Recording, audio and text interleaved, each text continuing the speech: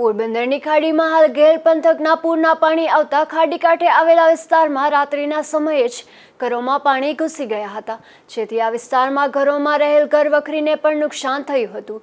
ત્યારે લોકોએ જાતે જ સ્થળાંતર કરવું પડ્યું હતું। પોરબંદર પંથકમાં ધોધમાર વરસાદને લઈને અનેક વિસ્તારોમાં પાણી ફરી વળ્યા હતા। ત્યારે પોરબંદરના ગેડ પંથકમાં પણ પૂરની સ્થિતિ સર્જાઈ છે।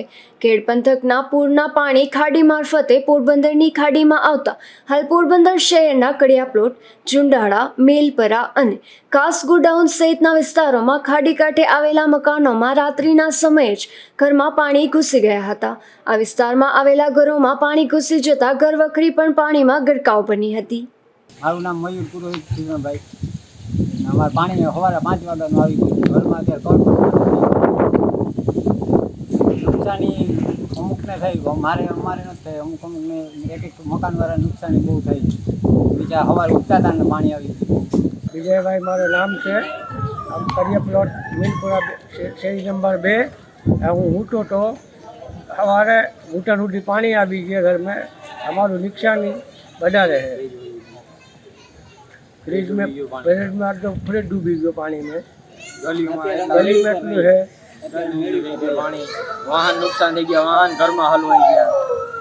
મારું નામ છે વિરાજ ભરત ઉલવા। અમે રહીએ કડિયા પ્લોટમાં અને અમારા ઘરમાં પાણી બધે ભરી ગયું છે। અમે ઉપર રૂમ હતો ત્યાં બધો સામાન ઉપર ચડાવી દીધો અને વાહનો સ્થળાંતર ઉપર। મારું નામ યુવરાજ પુરોહિત છે। પોરબંદરમાં આ રીતે અતિ ભારે વરસાદને ઉપરવાસના પાણીથી આવવાથી બધાના ઘરોમાં પાણી ભરાઈ ગયા છે। કઢાઈના ટીવી, ફ્રીજ બધું નુકસાની થઈ છે। અનાજ કરિયાણું બગડી ગયું છે, પણ કોઈ જાતની કોઈ સહાય કીટ મળતી આવી કોઈને। મારે તો કાંઈ વાંધો નથી આવ્યો, જો કે ઉપર મકાન છે એટલે મારું એક હોન્ડા ડૂબી ગયું। પેટ્રોલ વાળા કોઈએ પેટ્રોલ ન આપ્યું, પાણી કરી ગયું એટલે ચાલુ થયું નહીં ને પછી પેટ્રોલ મળ્યું નહીં એટલે ડૂબી ગયું હોન્ડા।